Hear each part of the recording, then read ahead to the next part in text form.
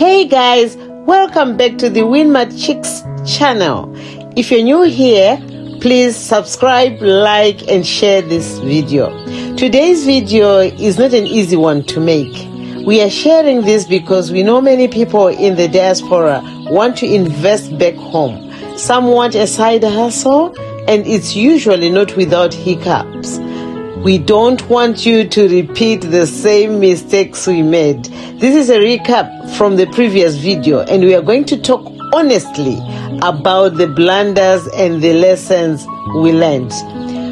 One of the biggest mistakes we made came from pressure and lack of time, because we had to return to the UK and we thought we had built a rapport, a seemingly trusting relationship with the contractor.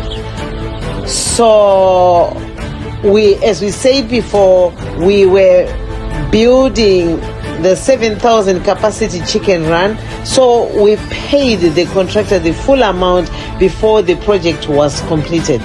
At that point, only a small portion of the floor, roughly about 10 meters, had been done.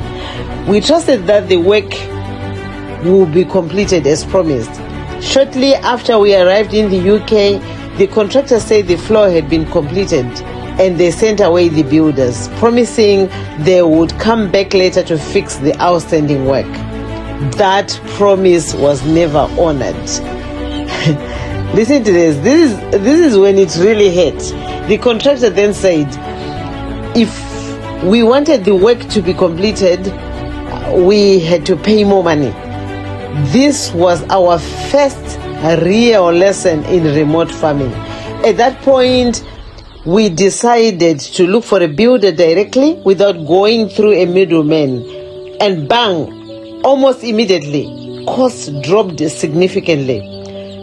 So we found another builder, the plastering was completed, the doors were installed by someone else. We felt at this point that we were ready to start the project.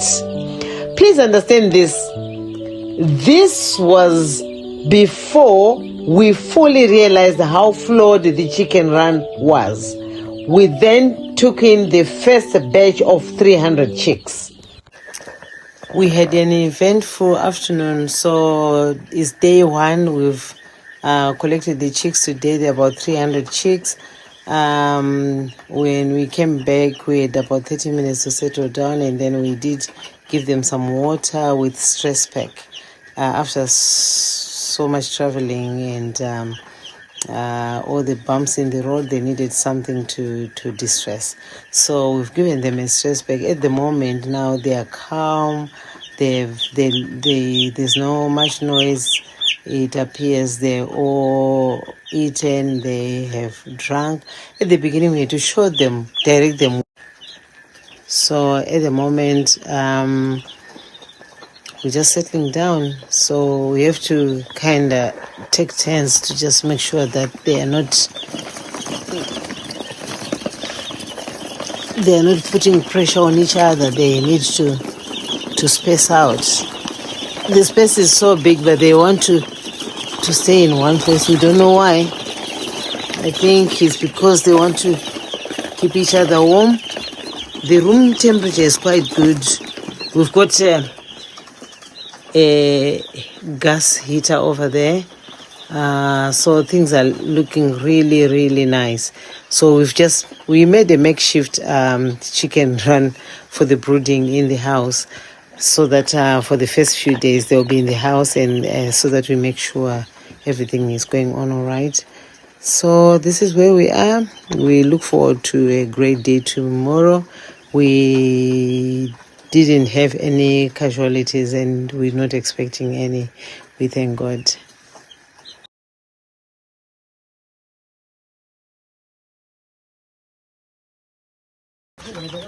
We are on day 2 now, day two of brooding. We've just turned down the heating. The temperature is a bit high, but you can see that the chickens are well settled. We are doing fine. Looks like they're well fed, they've been drinking, they're sleeping. Yeah, just a few which are still feeding, but looks like it's nap time. Very quiet, a sign that they are well looked after. The last lot, here comes the last lot now to make them 300. So that's the last lot. So this is going to be all of the chickens now which are in the chicken run at the moment. Yeah. So they are the feeders. Look how happy they are. How sweet. Look how happy they are. They look so lovely. It looks like they're already jumping out of the makeshift wall. Yeah. Lovely. These are the 300 chickens. So nice to see them out and free and running around. Lovely, lovely. And take a look closer, right?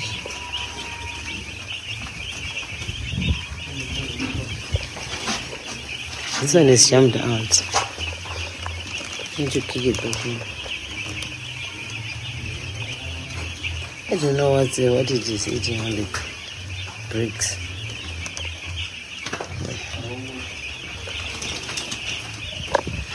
Look out, they're running around. They're expressing some freedom at the moment. Looks lovely to see them free like that.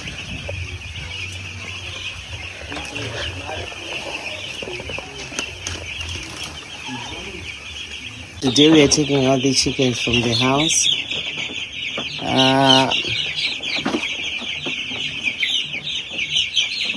They are a week old now.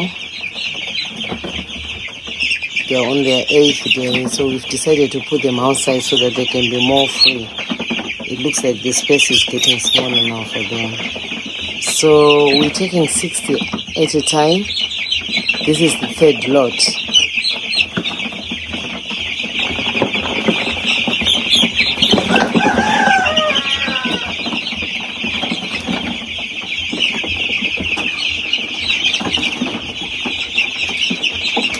They've been flying out of the place where they've been living. So it's becoming small and small. Yeah. So let's go to the chicken run. This is the chicken run where they are going. So the one which is making noise, what's happening there?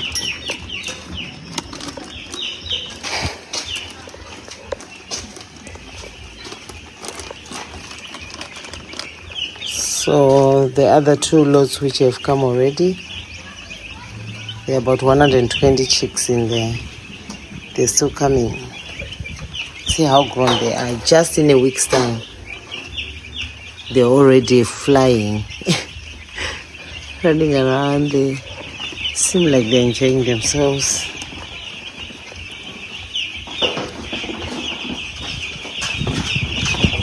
I think here outside they will be more free than they were in the house. Look at them, look at them, look at them, look at them. Yay! So they're now 180 there. How lovely. They're still coming.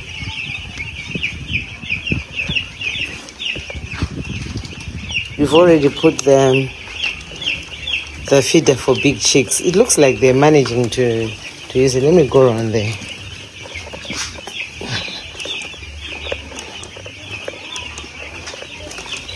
That's the feeder for the big chicks. It looks like they are managing to use it. So I think this time we'll put the big feeders in there.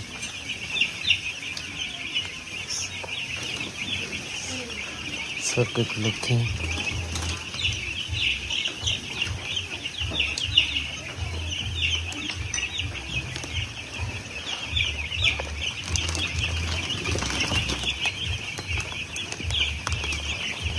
Chicks are growing so big, so fast. Just 1 week.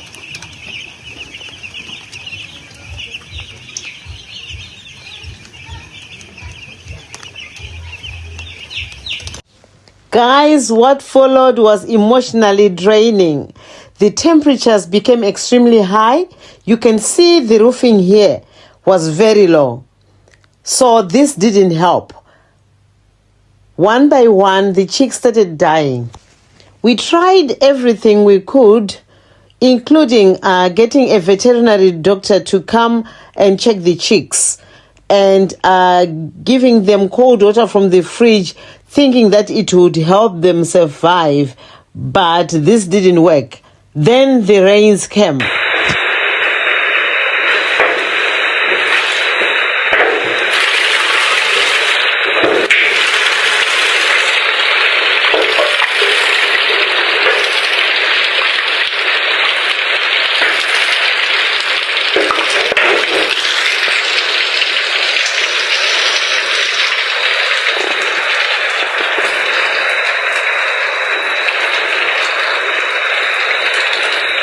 This was our chicken run. Our chicks were in there. Everything went wrong. The floor started peeling off. That's when we realized the rest of the floor wasn't even a proper floor. It was just a thin layer, like 2 millimeters, a flimsy layer of cement lying on top of the ground. The roof wasn't done properly. Everything went wrong. The roof began to sag under the weight of the rainwater. The roofing had been done amateurishly. Because the floor wasn't done properly, the water started seeping into the ground.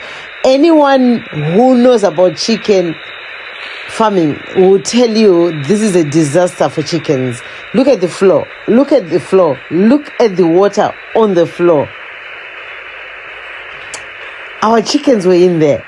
And before we knew it, chicks were dying of ammonia caused by living in wet chicken run. In the end, we only managed to sell about half the birds. This wasn't a financial loss, it was a hard emotional lesson. At that moment, we realized we were fighting a losing battle. We suffered heavy losses. That experience forced us to stop, reflect, rebuild properly.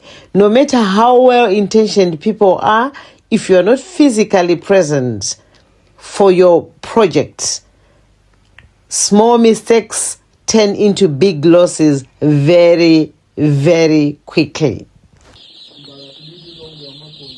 Okay. Since then, we have managed to set up our poultry business, which is managed from the diaspora. In the next video, we will break down exactly why telephone farming fails and how we are thriving against all odds. If you are in the diaspora and thinking of starting a poultry project, this series is for you. Very soon, we are going to do live recordings right at the farm. You don't want to miss that.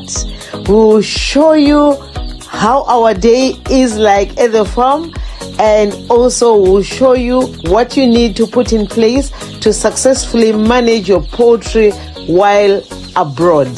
Please subscribe, share to your friends and family so that you don't miss this series. Thank you so much for watching.